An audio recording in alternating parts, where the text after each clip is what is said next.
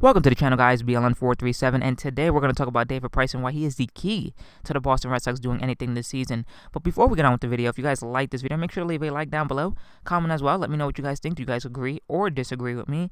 And if you are new, don't forget to subscribe. And let's get on with this video. So there's about 120 free agents out there. The Super Bowl has ended, the football season's ended, and we're approaching spring training and the beginning of the baseball season. And one big-time free agent that's out there is J.D. Martinez. And one team that's been linked to J.D. Martinez is the Boston Red Sox. Now, I've already made a video on why the Red Sox shouldn't sign J.D. So this is not me talking about J.D. Martinez anymore.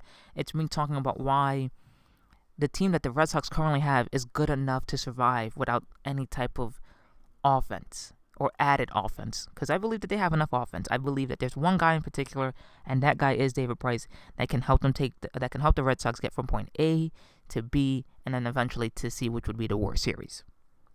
Now, when we look at David Price, the first 8 years of his career before joining the Boston Red Sox, he's been one of the top pitchers in the game of baseball. He debuted in 2008. He had that phenomenal run with the Tampa Bay Rays that made it to the World Series, and he came out of the bullpen in that postseason, had a great postseason performance out of the bullpen, and then he finally got his chance to start in 2009, and since then he's been phenomenal. Now, he signed a 7-year, $217 million deal in the offseason of, I believe, 2015 going into the 2016 season. And in those 2 seasons, he hasn't lived up to what he's been in the past. He had a 3.99 ERA, excuse me, guys. I just was struggling to breathe there for a second. But he had a 3.99 ERA. I believe it was 230 innings that he pitched. He did have 228 strikeouts, which is solid. Gave up a lot of hits. He gave up the most hits, the second most hits in his career, which was 227. And he just seemed off. He just didn't seem to like the pressure that was going on, at least in my opinion, in Boston that first season. I still don't believe he likes all of the pressure, but I'll get to that in a second. He just looked off. He looked completely off. He didn't obviously live up to his hype. So he was good in the first half, I believe. No, I'm sorry. He was awful in the first half. Started to pick it up a little bit towards the middle of the season, entering the second half. Then when he got into the second half, he was okay, but then he kind of struggled again. And then he had that horrible postseason outing where he just didn't perform well at all. And that was I believe that was the season where they got swept by the Cleveland Indians. And then you have the 2017 season, which obviously he didn't pitch that much. He only threw 75 innings that season. He was injured for a good chunk of that season. He was out for all of April, pitched in May, June, and July, but then was out again in August with injury. Didn't pitch much in September and October, and when he did, he was solid, and then he had that great postseason outing out of the bullpen. So that trend of great postseason outings out of the bullpen seems to continue for David Price. Now, the reason why I mentioned David Price as the main guy for the Boston Red Sox is because there's 2 ways that you can win in baseball today. Either you're going to have a dynamic offense and you're going to outscore people, which is what the Yankees were doing pretty much all of last season. Because let's face it, the Yankee rotation, when you add it up to what the Astros have or what the Giants have, or even teams like the Dodgers and so on and so forth, there's not a lot of teams out there that have those type of rotations. And the Red Sox are one of those teams that has that type of rotation where they don't need to outscore you. So the second way of obviously winning your games is through pitching and defense. And the Red Sox have great defense and great pitching. And one of those great pitchers is David Price. And he just has to live up to it. I know he's entering the 3rd year of his 7-year deal, so it's now make or break to see whether this deal was worth it or not. He's starting to exit his prime. He's not at the end of his prime, but he's starting to exit it. And he needs to pick it up. So when you look at Chris Sale and David Price, let's just add that as a 1-2 punch. I know that that's 2 lefties back to back, but let's just say that the Red Sox wanted to go that way, 1-2. That 1-2 to me is better than Houston's 1-2 with Keuchel and Verlander. I believe that 1-2 is better than the Indians' 1-2 punch with Kluber and Carrasco. I believe that 1-2 punch is better than, I would say better than the Cubs with Lester and Arrieta. If they keep Arrieta, if they don't keep Arrieta, we'll see how that goes. I just believe that 1-2 punch can do a lot. I think that 1-2 punch is good enough to win games, especially in the American League. I mean, there's no way that the Red Sox shouldn't be winning games with that 1-2 punch. You have probably the top 2. I wouldn't say top 2. Let me scratch that. Maybe 2 of the top 5 lefties in the game of baseball today, because you have Clayton Kershaw. I still believe that John Lester's a great left-handed pitcher. Now, you would obviously say that Kershaw and Sale would be 1 and 2. maybe Lester at 3, Price at 4, and then whoever else you want to put at 5th. So I'll leave that for discussion for another day. But that 1-2 punch is good enough to win the Red Sox 20 games each. And that's 40 wins. So if they're getting 40 wins and then the rest of their rotation is getting about 10 to 15, you add that up, that's like another, 60 to 70 wins right there that you're winning off of your pitching. That's not bad. That's not bad at all. So when you look at that, like I said, it's just one of those frustrating things that I don't know what it is with David Price.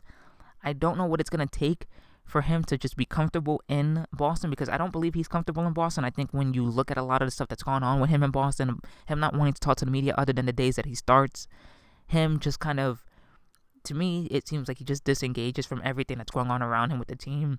He doesn't really like to deal with the criticism that comes with being in Boston, and that's one of the things that when you sign up to join the Boston Red Sox, you sign up for a whole bunch of people in that city, in that town, criticizing you. They love their baseball, they love their sports, and they're passionate fans. So he obviously has never had to really deal with that, being in Tampa Bay, being in Detroit, and in Toronto much, because he was so great in that second half, taking Toronto to the playoffs, so he didn't really have to deal with any type of criticism there. But he's got to find a way to figure that out. I think he needs to be a little bit more open with the media. I think that would help him get along with that fan base, get along with that scenery better than what it's been in the past 2 years of his contract. And I also believe that he still has the stuff to go out there and win games. I mean, he still has a 96, 97 mile an hour fastball. He has that devastating cutter that he can hit from the left side and the right side of the plate. Has a good changeup. You know, his stuff hasn't really lost, even though that 2017 season was riddled with injuries. He didn't really lose anything from that season. He still kept a lot of his command. He still, to me, was able to throw hard, which is a good sign, coming from a guy that's had some shoulder issues that season. And he just looked like he was healthy. It's just putting it all together, being okay, being confident. And I think that this is what they need to do. Listen, you can't go out there and sign a J.D. Martinez. Not when contracts like Carl Crawford, Adrian Gonzalez. Adrian Gonzalez, Pablo Sandoval, and Hanley Ramirez have not worked out for the Boston Red Sox. The Boston Red Sox have already spent so much money as it is on guys that haven't produced in that town of Boston. And as of right now, David Price, I don't want to put him in that category yet because he still has another 5 years of his deal to prove his worth. But right now, David Price is looking like a bust as well. And you want to spend money on a 31-year-old outfielder who's going to want 6 to 7 years for almost $200+ million from what reports are saying. Though the Red Sox gave him, I believe they said 5 or 6 years at 125, which is also what the reports were saying. Don't know if it's true or not. But the fact is that the Red Sox have already spent a lot of money to try to make this team great. And the investments that they've made have seemed great at the time that they signed them, like Pablo Sandoval, Hanley Ramirez, Carl Crawford, and Adrian Gonzalez. But they never worked out.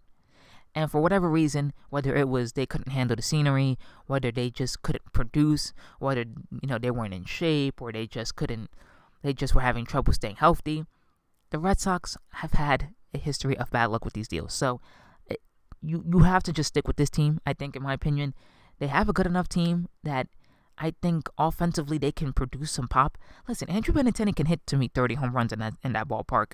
Mookie Betts can hit you 30 to 35 home runs in that ballpark. Mitch Moreland is a 20 to 25 home run guy. Sandy Leon can get you maybe 10 to 15 home runs. We don't know what type of production Rafael Devers is going to give you, though I believe Rafael Devers can be a 35 to 40 home run guy. I mean, the one thing that impressed me about Rafael Devers was this one game I think they were playing in August. It might have been in September, but I believe it was in August. It was right around the time that Chapman was struggling with his command and just struggling in general. And he hit 102 mile an hour fastball up in the zone, mind you, opposite field in the biggest part of Yankee Stadium. That's power. So I believe that Red Sox fans that are saying, "Oh, well, we need J.D. Martinez, we need power, we need this." Listen, that team has enough offense to go out there and win games. If you don't, look at your team, look at your lineup for a second, and really believe and really start to look. Actually, not believe, but really start to look at the type of offense that's in that lineup. It's good enough to win games, and especially if David Price can get you 15 to 20 wins along with Chris Sale, and then Porcello can maybe get you 10 to 15, and then whoever else they want to throw at the 4 and 5 spots. That's good enough to win, if not the division, definitely a first wild card spot, because we don't know what the Yankees are going to do and what the Yankees might add, whether it's in the next 2 weeks or in the middle of the season, obviously. So that remains to be seen. Now, I'm pretty much going to end this video here, but I just have to say, I believe in David Price. I believe that he's going to be an efficient guy. I believe he's going to be a great pitcher. I think he's going to live up to this contract. I will be surprised if he doesn't. I know the Red Sox fans have been burned with contracts before, but JD Martinez isn't the answer. And these other baseball players that are out on the market right now don't seem to be the answer for teams as well. Teams are starting to smarten up here. They're not trying to give out 6 to 7 year deals at 120 to 180 million. Let's just go in that range for players that are entering their 30s, or if they're not entering their 30s, they're in their 30s and they're going to be in their late 30s at the end of those deals. So that's just my take on that. Now, if you guys like this video, once again, make sure to leave a like down below. Comment as well. Let me know what you guys think. And if you are new, don't forget to subscribe. And we're only a few more weeks away from the MLB baseball season, so I can't wait for that. We're about a month away now from, well, we're a little bit more than a month away now from MLB The Show. The trailer comes out today. Congratulations to the Eagles winning the Super Bowl, if I didn't mention that at the beginning of the video. And I'll see you guys later for another video.